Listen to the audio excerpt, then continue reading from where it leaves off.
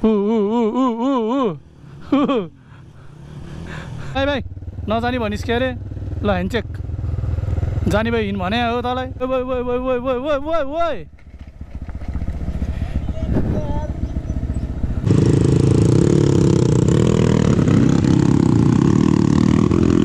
Hello नमस्ते welcome back to बाचुन्जेल रमाइलो blog सबैजनालाई है। अनि आजको हाम्रो राइड भनेको चाहिँ पोखरा टु मनाङ हो। अनि हामी चाहिँ सुरुमा हाम्रो रोशन दाइकोमा जान्छु क्या ऐनाहरू हाल्नु छ। अनि यो बाइक अलिकति कार्बोरेटर रेस बसेको छैन के। अनि हाम्रो पिगी चाहिँ अगाडि छ है बाइक यता र उता गर्दै। यता अनिस भाइ यता भाइ यता निखिल भाइ हाम्रो निखिल भाइहरूको हजुरआमा उता चाहिँ यता हाम्रो पिगी है। यता चाहिँ म अन्डा लिएर हामी चाहिँ पहिला ट्याक्क दुध अन्डा खाएर यहाँबाट बिस्तारै बेसी सरतर्फ लाग्छौँ। ल है त हामी चाहिँ अब हल्का दुधसुत अन्डा सन्डा खास गरी खाना खाने टाइम भयो हाम्रो तर ब्रेकफास्ट भयो है। यहाँबाट अब निक्लेको हामी यो बिस्तारै गइन्छ। हामी जाने चाहिँ यति है ट्याक्क लाएर वे टु मनाङ सरर।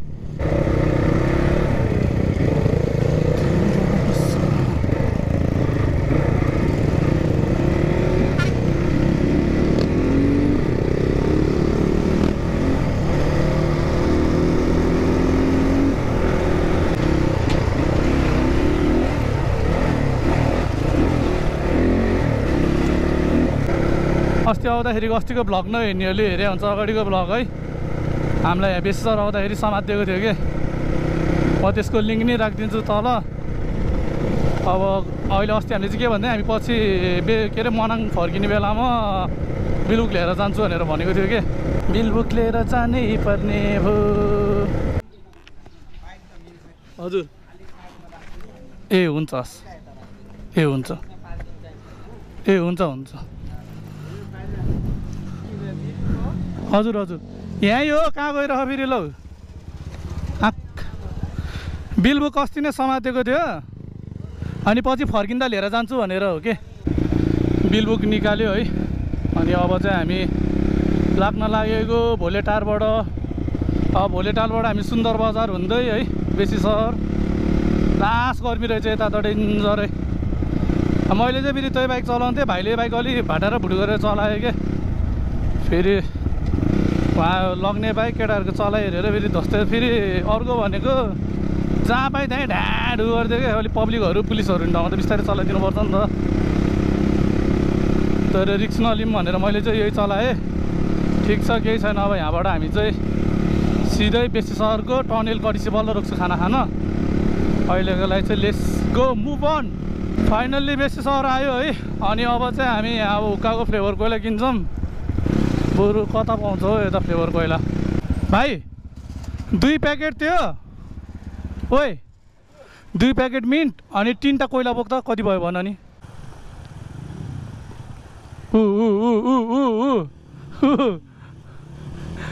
ओइ पेट्रोल पक्क्यो उचाल मासलेहरू हाइट भेटाएनस् यताबाट हाल्नुपर्छ नि त। अनि यताबाट हाल्नुपर्छ नि त्यो लिभर हेर्दा फोल्डिङ भएर ठिक छ ल। चार बिस्तार झर्के हिँड्नु ल।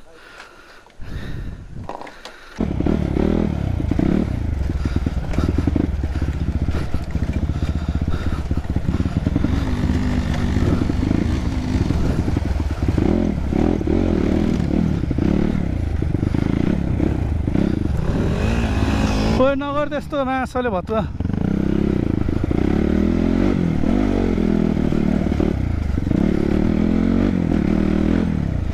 हामी चाहिँ खुदी खोला आइपुग्यो है। खुदी खोला यो चाहिँ हाम्रो खुदी खोलाको पुल हो क्या झिलिङको यो पुल।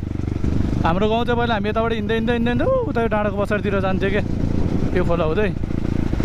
अब यहाँबाट हामी सिधा माथि अब चाहिँ टनेल आउँछ छिटै। अरे ल है केटा हो अब चाहिँ टनेल आइपुग्यो टनेल।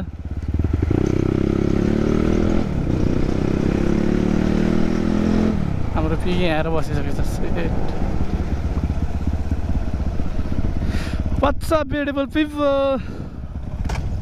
टनेल आयो। कहाँ हो तिमीहरू कपडा नलाइकिन फेरि डनहरू हो क्या लमजुङको खुदी खोलाको डनहरू हो तिमीहरू हरेकचोटि डिभी निकाल्ने चाहिँ यही भत्यो कि यसकै अनुहार हरेक मेरो भ्लगको डिभी यही हो डिभी हरायो नि यसलाई सम्पर्क गरे हुन्छ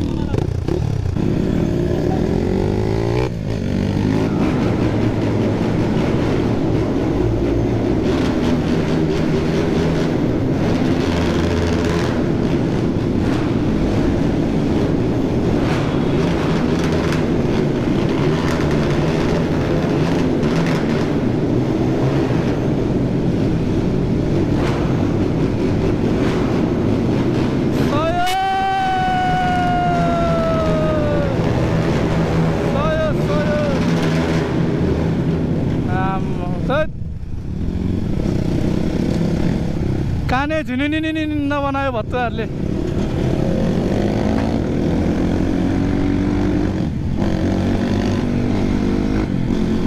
यहीँ रोक यहीँ हो कहाँ जाने यहीँ हो धेरै उता जानुहोस् यहीँ पार्क गर साइडमा यहीँ पार्क गर्नु यहीँ हो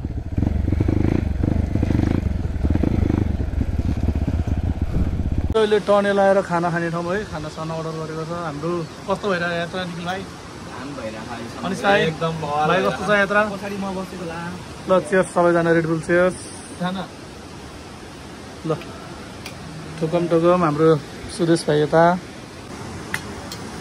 ल सुकुटीसम्म ड्याक्क लाएर अब हेर्छतिर सर्लक्क लाएर होइन ज्यामजुम गरेर दिइहाल्ने हो अनि त्यसपछि निक्लिहाल्नु पर्छ नत्र फेरि ढिलो हुन्छ रात पर्न लागिसक्यो नि त होइन यहाँ केटाहरूको बवाल साइकल छ है इन्डो साइकलहरू केटाहरू चाहिँ मुस्ताङ निक्लिने थोराङ पास हुँदै हाम्रो मसेङ्गी खोला हाम्रो राजकुमार भाइ फसेको चाहिँ त्यो खोलाको डिलमा हो होइन यो अब चाहिँ खाना सुरु गर्नुपर्छ नो डिस्टर्ब त पनि हिँड्यो कि हामीसँग मनाङ के अरे धारापानी कटेर माथि के हो भन्ने ठाउँमा हो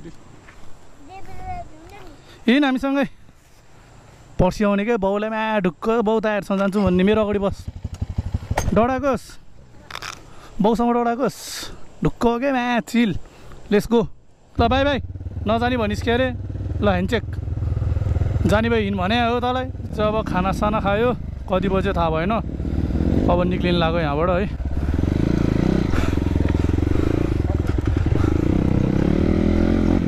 ल हामी चाहिँ अब लागेको मनाङको तर्फ यहाँबाट चाहिँ अब सररै हो नि त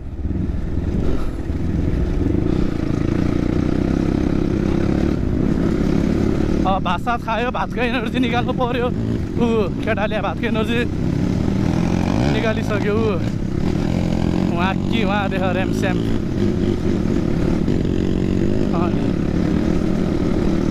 भात खाएको बल त देखाउनु पर्यो अब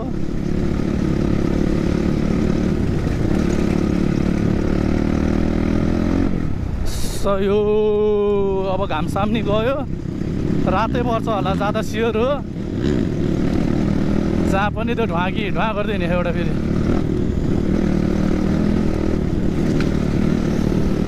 अर्को फेरि आँखा कि आएन पछाडि त्यो भाइ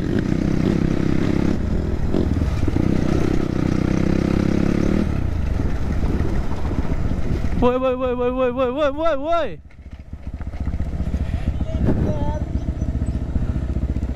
Fuck up.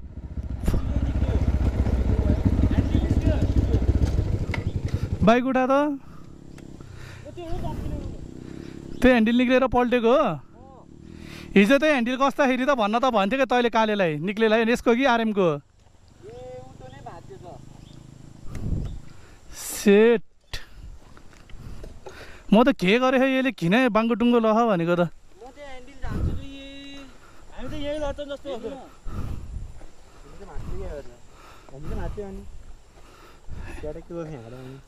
पहिला नि टालटुल गरेर बनाइरहेछ है हेर्दै थाहा हुन्छ ऊ ह्यान्डलै त्यसरी निक्लेको नि त्यहाँ नसमात्कै न्युटनमा राख यसरी यो मोडकै त्यो ह्यान्डल नम्बर त्यो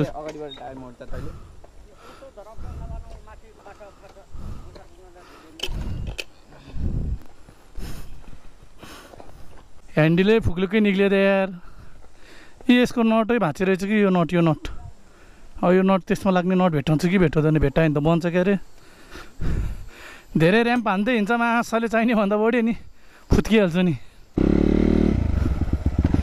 अनि स्टार्टिङमै धराप भयो, स्टार्टिङमै धराप भयो। अब त्यो गरेँ म ग्यारेजको सिचुएसन हेर्छु।